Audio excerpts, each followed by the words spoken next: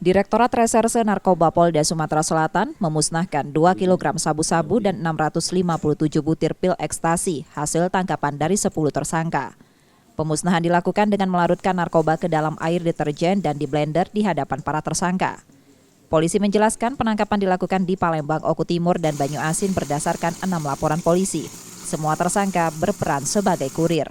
Pemusnahan barang bukti ini untuk mencegah penyalahgunaan dan mengungkap kasus narkoba selama Oktober-November. Menjelang tahun baru, polisi akan memperketat pengawasan di jalur rawan peredaran narkoba, termasuk di tempat hiburan. Barang bukti keseluruhan yang dimusnahkan ada untuk sabunya ada 2.721,19 gram dan untuk ekstasi ada 670 butir. Anak bangsa yang berhasil diselamatkan keseluruhannya ada 28.551 jiwa. Untuk tersangka sendiri ada 10 orang, ya, salah satunya ada perempuan. Para tersangka kini ditahan di Mapolda Sumsel dan terancam hukuman penjara seumur hidup. Reski Oktora, Muklas Diferensial, Kompas TV, Palembang, Sumatera Selatan.